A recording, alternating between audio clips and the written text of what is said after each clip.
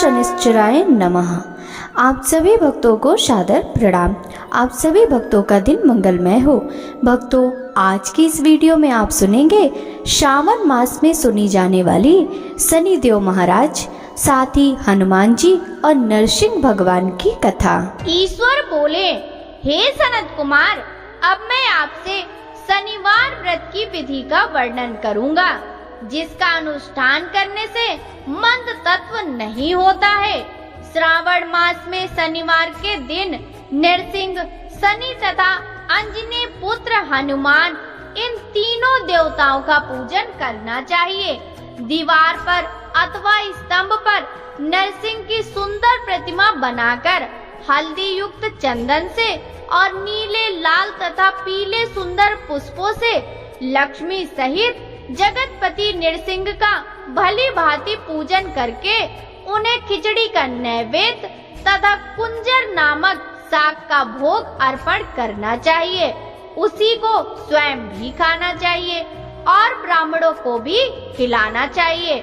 तिल का तेल तथा घृत स्नान भगवान नरसिंह को प्रिय है। शनिवार के दिन तिल सभी कार्यों के लिए प्रशस्त है। शनिवार के दिन तिल के तेल से ब्राह्मणों तथा सुहासिनी स्त्रियों को उपटन लगाना चाहिए तथा कुटुंब सहित स्वयं भी संपूर्ण शरीर में तेल लगाकर स्नान करना चाहिए तथा उड़द का भोजन ग्रहण करना चाहिए। इससे भगवान नरसिंह अति प्रसन्न होते हैं। इस प्रकार श्रावण मास में चारों शनिवारों में इस व्रत को करना चाहिए। जो ऐसा करता है उसके घर में स्थिर लक्ष्मी का वास रहता है और धन धान्य की समृद्धि होती है।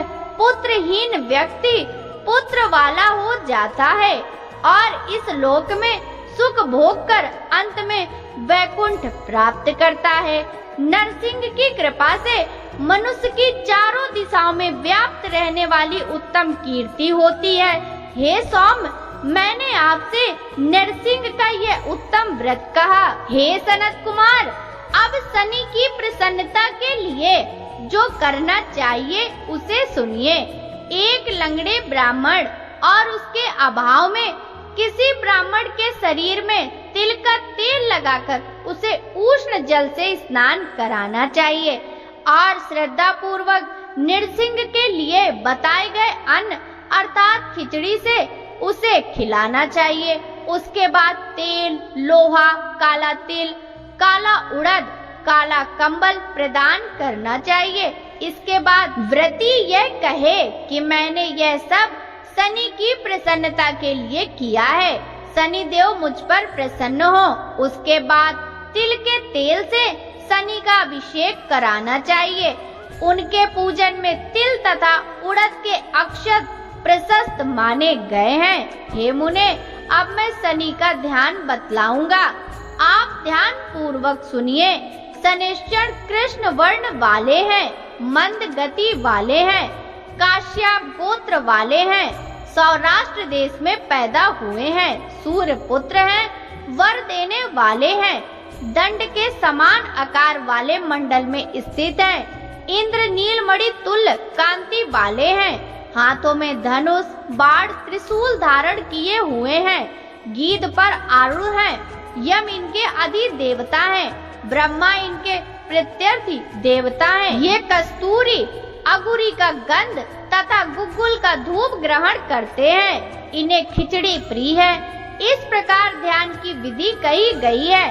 इनके पूजन के लिए लवमयी सुंदर प्रतिमा बनानी चाहिए। हे द्विज श्रेष्ठ, इनके निमित्त की गई पूजा में कृष्ण अर्थात काली वस्तु का दान करना चाहिए। ब्राह्मण को काले रंग के 2 वस्त्र देने चाहिए और काले बछड़े सहित काली गौ प्रदान करनी चाहिए। विधि पूर्वक पूजा करके इस प्रकार प्रार्थना तथा स्तुति करनी चाहिए। आराधना से संतुष्ट होकर जिन्होंने नष्ट राज्य वाले राजा नील को उनका महान राज्य पुनः प्रदान किया, वे शनिदेव मुझ पर प्रसन्न हो। नील अंजन के समान वर्ण वाले, मंद गति से चलने वाले और छाया देवी तथा सूर्य से उत्पन्न होने वाले उन शनैश्चर को मैं नमस्कार करता हूँ। मंडल के कोण में स्थित आपको नमस्कार है। पिंगल नाम वाले आप शनि आपको नमस्कार है। हे देवेश, मुझ दीन तथा शरणागत पर कृपा कीजिए। इस प्रकार स्तुति द्वारा प्रार्थना करके बार बार प्रणाम करना चाहिए। 3 वर्णों ब्राह्मण, क्षत्रिय, वैश्य के लिए शनि के पूजनों में सन्नो देवी इस वैदिक मंत्र का प्रयोग बताया गया है और शूद्रों के लिए पूजन के नाम मंत्र का प्रयोग बताया गया है। जो व्यक्ति दत्त चित्त होकर इस विधि से शनि देव का पूजन करेगा उसे स्वप्न में भी शनि का भय नहीं होगा। हे विप्र, जो मनुष्य श्रावण मास में प्रत्येक शनिवार के दिन भक्ति पूर्वक इस विधि से व्रत को करेंगे उन्हें शनैश्वर के द्वारा लेस मात्र भी कष्ट नहीं होगा। जन्म राशि से पहले, दूसरे, चौथे, 5वें, 7वें, 8वें, 9वें अथवा 12वें स्थान में स्थित शनि सदा कष्ट पहुंचाता है। शनि की शांति के लिए समाग्नि इस मंत्र का जाप कराना बताया गया है। उसकी प्रसन्नता के लिए इंद्र नील मणि का दान करना चाहिए। हे सनत कुमार, इसके बाद अब मैं हनुमान जी की प्रसन्नता के लिए विधि का वर्णन करूंगा। हनुमान जी की प्रसन्नता के लिए श्रावण मास में शनिवार को रुद्र मंत्र के द्वारा तेल से उनका अभिषेक करना चाहिए। तेल में मिश्रित सिंदूर का लेप उन्हें समर्पित करना चाहिए। जपा कुसुम की मालाओं से, आक धतूर की मालाओं से, मंदार पुष्प की मालाओं से, बटक बड़ का पेड़ के नैवेद्य से तथा अन्य उपचारों से भी यथा विधि अपने सामर्थ्य अनुसार श्रद्धा भक्ति से युक्त होकर अंजनी पुत्र हनुमान जी की पूजा करनी चाहिए। इसके बाद बुद्धिमान को चाहिए कि हनुमान जी की प्रसन्नता के लिए उनके 12 नामों का जाप करे। हनुमान, अंजनी सूनु, वायुपुत्र, महाबल, रामेष्ट, फाल्गुन सखा, पिंगाक्ष, अमित विक्रम, उदधिक्रमण, सीता शोक विनाशक, लक्ष्मण प्राणदाता और 10 ग्रीव दर्पहा, ये 12 नाम हैं। जो मनुष्य प्रातः काल उठकर इन 12 नामों को पढ़ता है उनका अमंगल नहीं होता और उसे सभी संपदा सुलभ प्राप्त हो जाती है। इस प्रकार श्रावण मास में शनिवार के दिन वायुपुत्र हनुमान जी की आराधना करके मनुष्य व्रज तुल्य शरीर वाला, निरोग तथा बलवान हो जाता है। अंजनी पुत्र की कृपा से वह कार्य करने में वेगवान तथा बुद्धि वैभव से युक्त हो जाता है।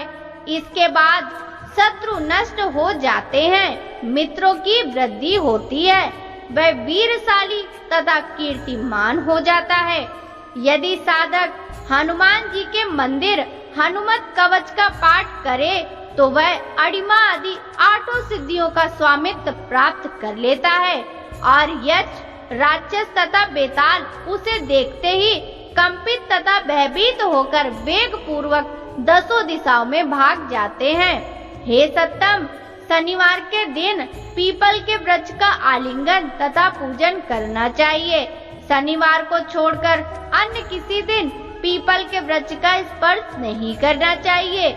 शनिवार के दिन उसका आलिंगन सभी संपदाओं को प्राप्त कराने वाला होता है।